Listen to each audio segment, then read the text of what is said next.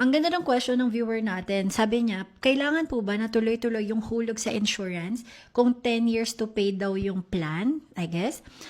Kailangan ba na tuloy-tuloy ang hulog or pwede bang ma-delay ng 1 year tapos itutuloy na lang?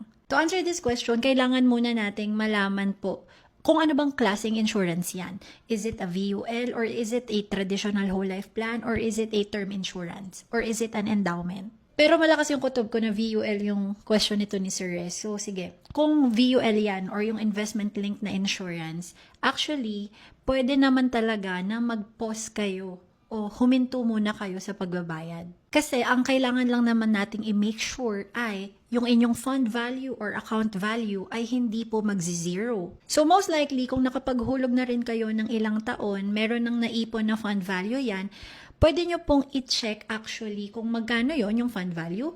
Tapos, i-check nyo na rin kung magkano po ba yung mga monthly charges na binabawa sa inyong fund value. Kasi yung mga monthly charges na yan, ibig sabihin, as long as merong pondo, yung investment portion ng inyong VUL, as long as kaya niyang bayaran yung monthly charges na yun.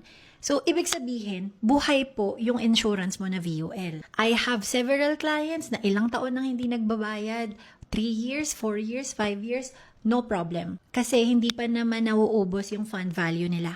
Personally, maski ako, ang tagal ko nang hindi nagbabayad ng VUL ko, parang pandemic pa yung huli kong hulog. And in the future, let's say after 1 year nga, gusto nyo na uling buuin yung pagbabayad ng premium as in full amount, then yes, pwede nyo pong ituloy yun. Pero ito po bago nyo gawin yung sinabi ko, kindly check with your agent or with the customer service ng insurance company nyo kung baka kasi merong penalty dun sa VUL nila.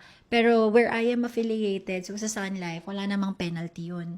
O, eto na nga. What if hindi naman po VUL yung insurance mo? So, if it is another type of insurance, like, yun nga, mga traditional plans na endowment or term insurance or whole life plan, ibang usapan po yun. Hindi ka basta-basta pwede na lang na huminto sa pagbabayad kasi maglalaps po yung insurance mo kapag traditional yan. Kung matagal ka na naguhulog, sa mga whole life plans at saka mga endowment plans, posible po na mag-kick in yung tinatawag na non-forfeiture option. So, ask your agent about that. Pero kung term insurance yan, unfortunately, kapag hindi ka talaga nagbayad, maglalaps na po yan.